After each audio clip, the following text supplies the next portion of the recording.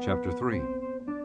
For behold, the Lord of hosts, doth take away from Jerusalem and from Judah the stay and the staff, the whole stay of bread and the whole stay of water, the mighty man and the man of war, the judge and the prophet, and the prudent and the ancient, the captain of 50 and the honorable man, and the counselor and the cunning artificer, and the eloquent orator.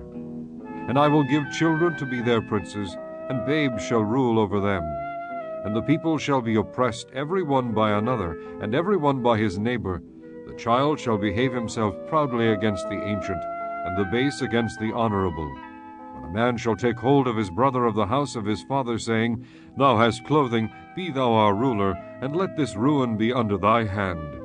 In that day shall he swear, saying, I will not be an healer, for in my house is neither bread nor clothing. Make me not a ruler of the people. For Jerusalem is ruined, and Judah is fallen, because their tongue and their doings are against the Lord, to provoke the eyes of his glory.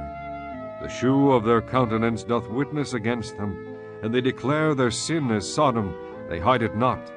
Woe unto their soul, for they have rewarded evil unto themselves. Say ye to the righteous, that it shall be well with him, for they shall eat the fruit of their doings. Woe unto the wicked, it shall be ill with him, for the reward of his hand shall be given him.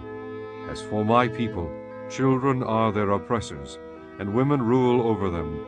O my people, they which lead thee cause thee to err, and destroy the way of thy paths. The Lord standeth up to plead, and standeth to judge the people.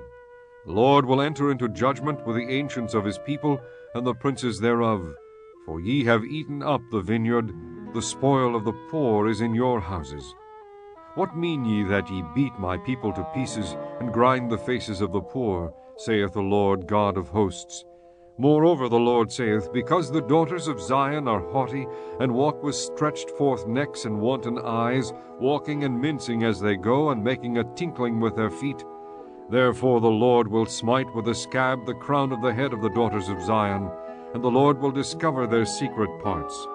In that day the Lord will take away the bravery of their tinkling ornaments about their feet, and their cords and their round tires like the moon, the chains and the bracelets and the mufflers, the bonnets and the ornaments of the legs, and the headbands and the tablets and the earrings, the rings and nose jewels, the changeable suits of apparel, and the mantles, and the wimples, and the crisping pins, the glasses and the fine linen, and the hoods and the veils.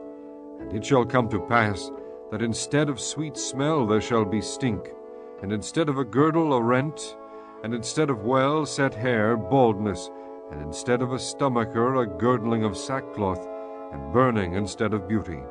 Thy men shall fall by the sword, and thy mighty in the war. And her gates shall lament and mourn, and she being desolate shall sit upon the ground.